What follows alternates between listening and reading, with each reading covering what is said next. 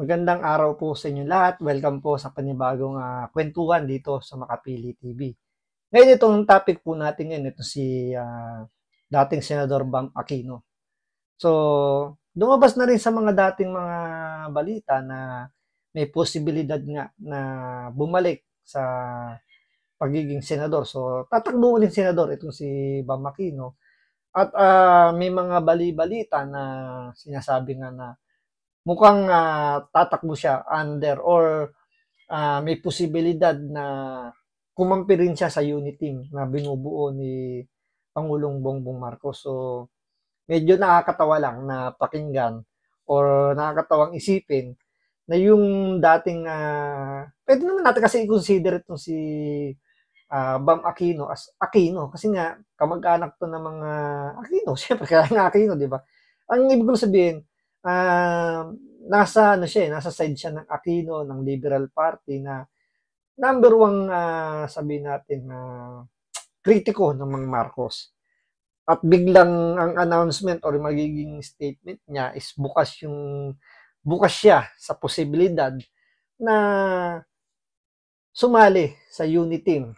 So, yan yung pag-uusapan natin ngayon. So, kung bago ka pa lang dito sa channel natin, baka pwede naman makalambing sa'yo. Pakipindot naman yung subscribe button at the same time, palike na rin po ng video. Wala naman pong bayad dyan. Kaya, pindot na. So, ito, panoorin po natin itong interview kay dating Senador Bam Aquino at kayo na humusga kung ano yung magiging pakiramdam ninyo na yung numero unong kritiko ng mga Marcos may posibilidad na makipag-tag team sa mga Marcos. So, panoorin po natin to. Paglaban sa Pogo, isa tayo sa mga nanawagan early on na dapat tanggalin na yung Pogo, and isa ako sa mga natuwa nung sona ng presidente.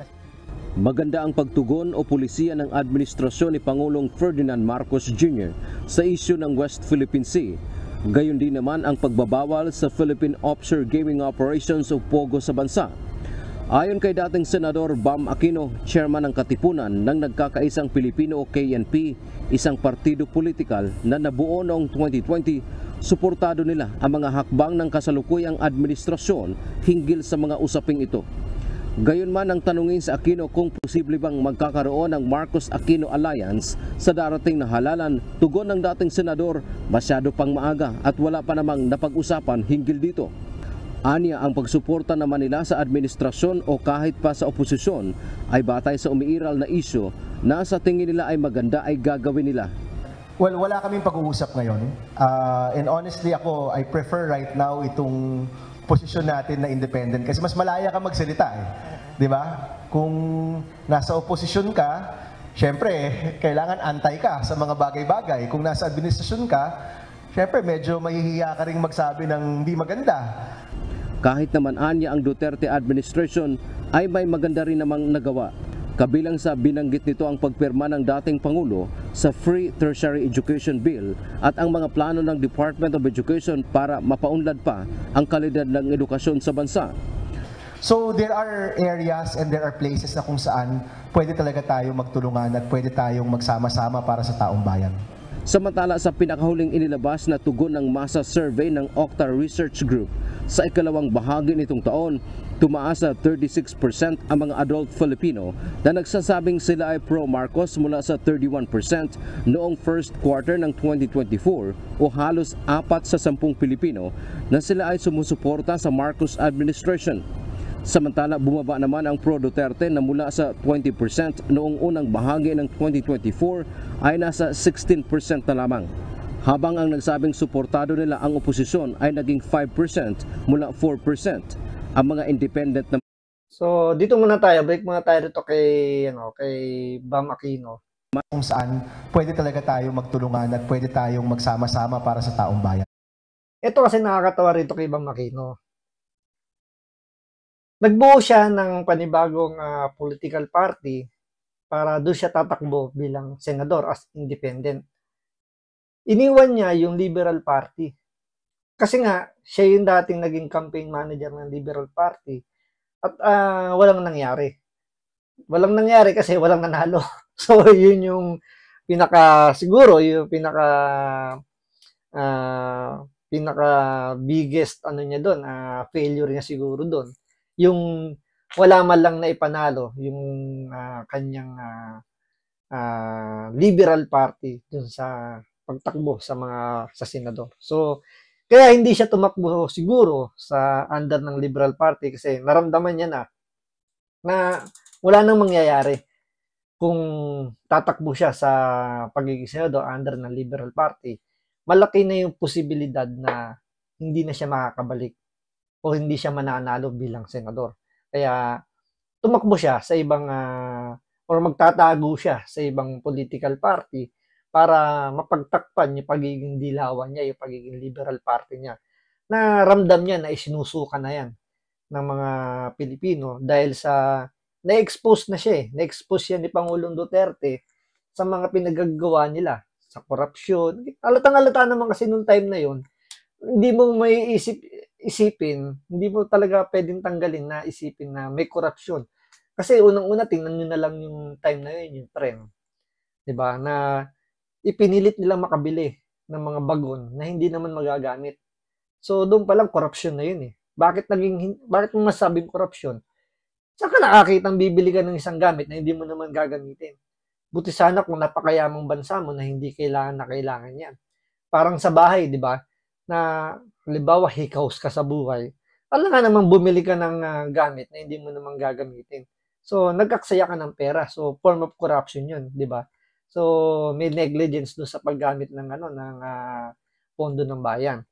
So, same thing din dito na sa pagbili ng bago na hindi naman nagamit na hanggang ngayon nakatambak lang doon sa bodega, doon sa depot nila. So, ano lang yun, kumbaga, wala nang silbi. 'Di ba? Tapos, andyan yung mga tulay na nagtayo raw ng tulay. Wala namang ilog. Meron namang tulay na ginawa, ginastosan ng milyon, tapos bumagsak. 'Di ba? Tapos, lalong-lalo na yung Yolanda, 'di ba? Yung Yolanda na napakaraming perang i-donate sa Pilipinas, may mga pledges pa na halos bilyon ang inabot. Pero until now, ang Yolanda hindi pa rin nakukumpleto, hindi pa nila natatapos yung project diyan. Dahil nga sinasabi na ngayon kulang na yung budget para sa Yolanda. So, nasaan na yung mga ibinigay ng mga nag-donate nung panahon na yun? Hindi lang mga kababayan natin nag-donate nung time na yun. Pati yung mga ibang bansa nagbigay din ng tulong para makaahon yung Tacloban, 'di ba? So andiyan pa yung 'di ba na nagalit pa yung mayor ng Tacloban kay Mar Rojas dahil sinasabi nga niya na the president is Aquino and you are Romualdez. So kita niyo nga doon na iniwalay kaagad ni Mar Rojas nung time na yun na Marcos and Aquino.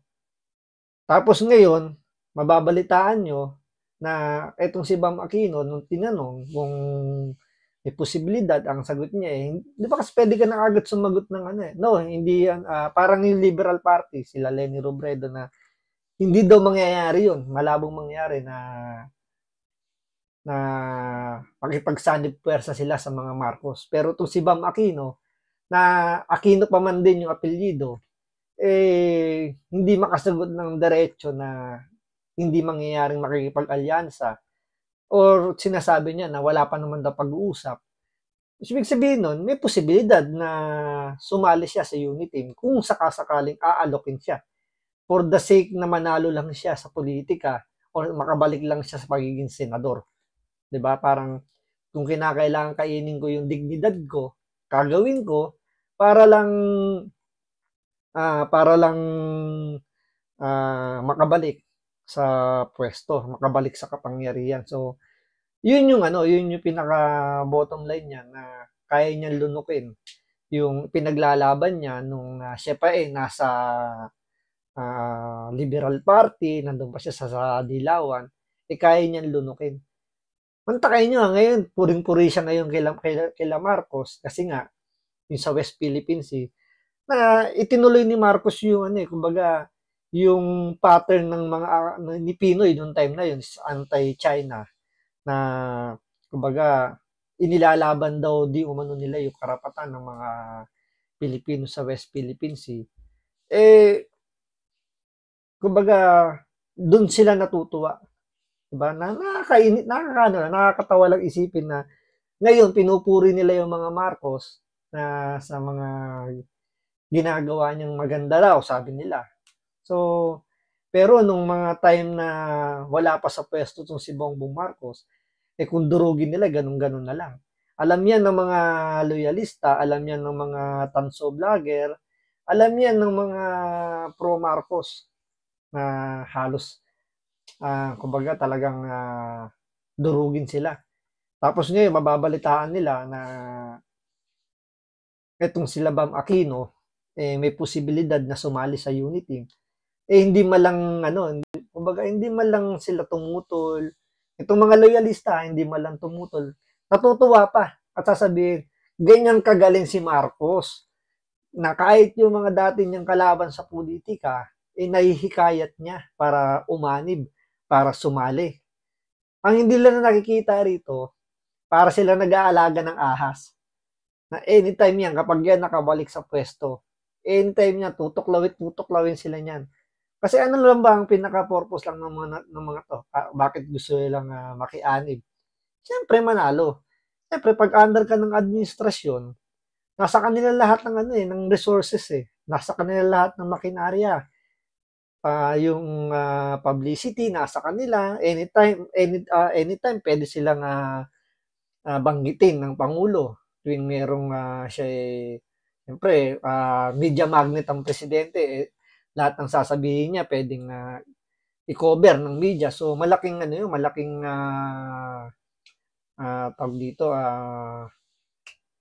malaking exposure 'yun, di ba? So mainstream media, araw-araw ba naman na nandiyan yung mainstream media, so nakalibre na kagad sila ng advertisement. Kaya malaking malaking advantage kapag under ka ng administrasyon. Yun nga lang, siyempre, di ba, pwede rin maging disadvantage yun. Dahil nga, andyan yung mga babatikos kasama tayo sa mga pupuna na, teka lang, kayo yung mga dating gigil na gigil kay Marcos, kayo yung talagang halos ng balahurain ninyo Tapos ngayon sasali kayo sa grupo niya. So parang, di ba, parang mangyayari niyan. Every time na magkikita sila, syempre hindi naman pwedeng hindi dyan dadalo ang Pangulo.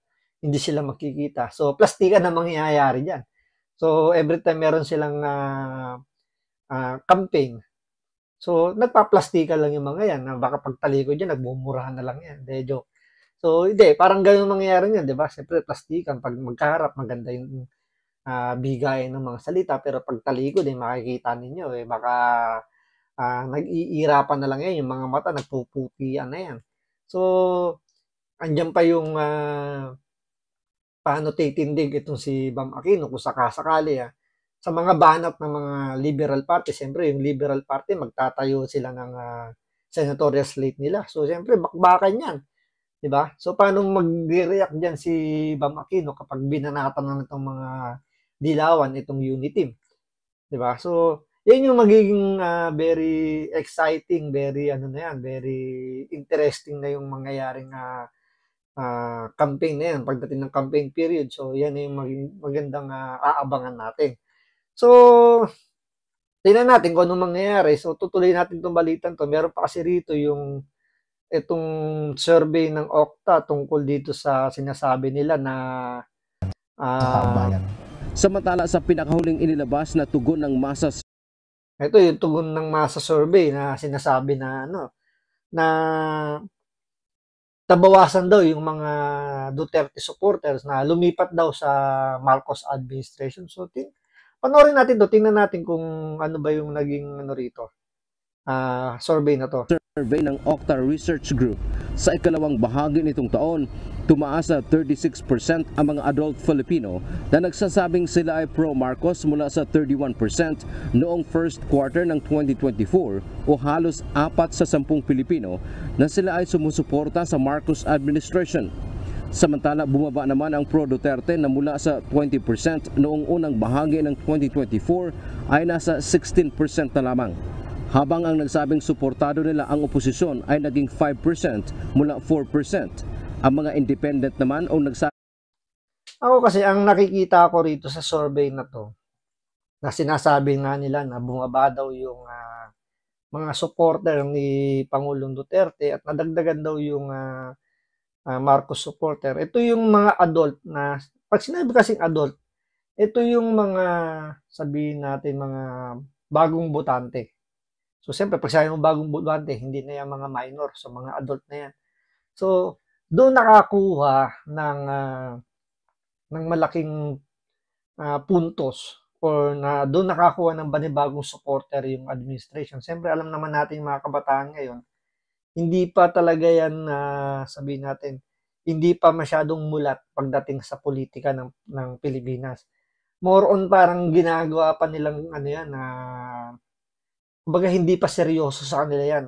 Ginagawa pa nilang kakatuwaan yan yung politika dito sa Pilipinas. So, siyempre, pag under administration, siyempre sila yung lagi napapanood, sila yung lagi nakikita sa media, sa social media.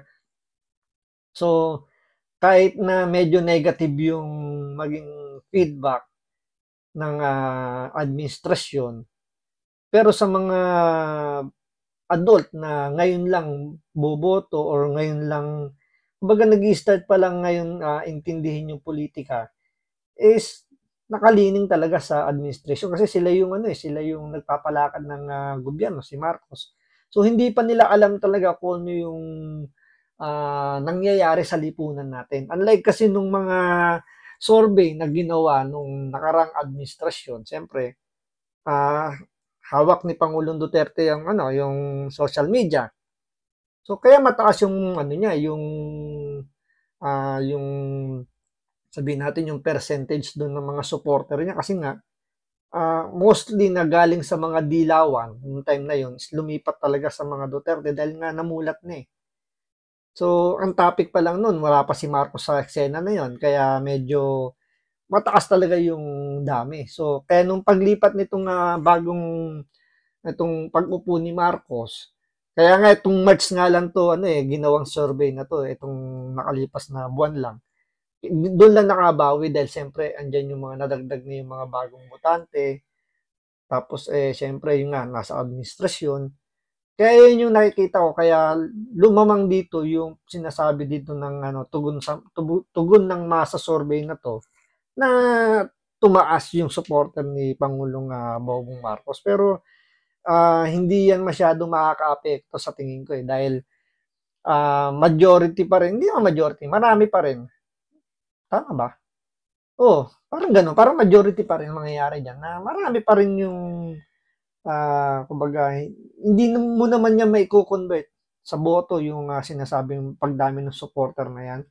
Kasi medyo siyempre dadaan pa yung election period. So mas marami pang diyan, marami pang makakapanood ng mga propaganda. So good or bad propaganda, siyempre at paano maano pa rin yun magiging pwede pa rin yun yung magbago ng isip ng mga especially ng mga baguhan sa politika, yung mga bago pa lang naboboto, yung mga bago pa lang na naiintindihan yung politika unlike dun sa mga talagang nakaboto na or yung mga yung mga nakaraan hindi mo na mababago yung mga preferences ng mga yan kung sino-sino na yung mga iboboto. So, hindi pa rin yan talagang totaling masasabi na gumanda yung posisyon nung kumbaga hindi mo pwedeng sabihin na naungusan ng Marcos yung mga Duterte. Kasi kung dadaanin mo ngayon sa ibang survey, kasi ibang survey naman to kasi lang to supporter lang to. Hindi ito kagaya nung survey na ginagawang tulad yan, presidential survey. Kung gaganapin ngayon yung mga sabihin natin, ano bang klaseng survey yun? Yung mga napipisil nilang pwedeng maging presidente yun. Pag yun ang pinagbasihan, makikita nyo kagad yung difference na talagang Duterte ang mangunguna dyan, especially BP Sara. 'di ba? Siguradong sigurado yan, lampaso yung mga yan. So, kaya hindi masyadong bearing itong tugon sa masa na to. So, diyan parang ano lang yan, parang pampalakas loob lang sa administrasyon. So, pampabilog lang ng ulo, pampapogi lang, para lang masabi ng mga amuyong ni Marcos na we're doing good, sir. Tumaas po yung posisyon, o tumaas po yung percentage na dumadami na po yung mga supporter natin. 'Di ba? Hindi naman ibig sabihin na dumami supporter mo, eh sigurado ka nang ikaw ang iboboto ng mga 'yan. Oo, sumusuporta lang dahil naniniwala na ah, kailangan kang suportahan. Kasi kahit naman ako, hindi po ako bumoto kay Marcos, pero sinusuportahan ko siya bilang presidente. Kasi whether we like it or not, siya naman talaga ang presidente. Siya yung magpapalakad ng gobyerno natin. So, kailangan natin silang suportahan, di ba? Kahit ayaw natin, ayaw natin siya yung nanalo, wala naman tayong choice, 'di ba? Hindi naman pwedeng siya yung nanalo, hindi tayo susunod, 'di ba? Hindi naman tayo lalo aasenso kung hindi natin susundin yung pangulo natin. So, kasama ako doon sa mga diyan sa sinasabing sumusuporta kay Pangulong Bongbong Marcos.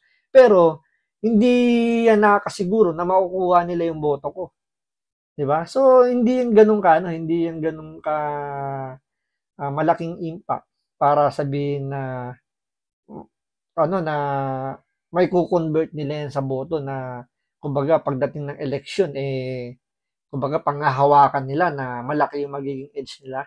Baka magulat sila, diyan lamang sila sa mga suporta pero pagdating sa botohan, baka iwanan sila. So hindi yan ganun ka ano, hindi yan para sa akin, hindi yan masyadong dapat bigyan ng ano ng diin ng administrasyong Marcos kasi baka diyan sila mabulag, diyan sila madali. Sabing hindi sila pro-Marcos o pro-Duterte ay tumaas din ng 31% mula 29%. Dante Amento, UNTV, News and Rescue. Pwedeng ano nga rin yan parang destabilization, alam niyo yung part na rin ng para pahinain yung ano, yung kumpiyansa ng mga Duterte. Para sabihin lang na, humihina na yung ano nyo, yung mga suporta nyo, nabawasan na kayo. So, hindi na ganun kalakas yung grupo ninyo. So, pwedeng panghinaan ng loob yung ibang supporter na, nga no, mukhang tinatalo na tayo ng administrasyon. So, pwedeng ganun. So, pwedeng ma-demoralize yung mga supporter ni Pangulong Duterte. Pero, syempre, depende pa rin yun kung paano nila titingnan yung ano, yung picture ng politika nito. Yung politika natin dito sa atin, kung nagagawa ba ni Pangulong Bongbong Marcos yung ng maganda yung kanyang polisiya, kung talaga bang hindi nadedehado yung mga kababayan natin. Alam naman natin na marami nagsasabi na nabudol nga sila. So, hindi yun, kumbaga, yung 31 million na bumoto doon pa lang kay Pangulong Bongbong Marcos, marami doon yung nagsasabi na budol sila. So, pwedeng umalis yun. 'Di ba? So, hindi na 31 million yung magiging actual na botong makukuha ni Pangulong Bongbong Marcos. So, although hindi naman talaga si Bongbong Marcos yung kakandidato, pero syempre yung grupo niya, yung unity team niya, mahahati na yung 31 million na yun. So, hindi na yun masasabi mong solidong 31 million. So, may malaki na yung posibilidad na bumaba yung boto na yun. So, yun po, para sa akin na hindi masyadong big deal po yung ano na yung survey na yan. Mas ano pa rin tayo dun sa kung sino yung napipisil ng taong bayan na maging susunod na presidente. Yun yung magiging batayan natin para sabihin na may laban-laban yung survey na yun. So, maraming salamat po. Hanggang dito lang po muna. Maraming salamat po sa panonood. Ingat po kayo lagi. God bless.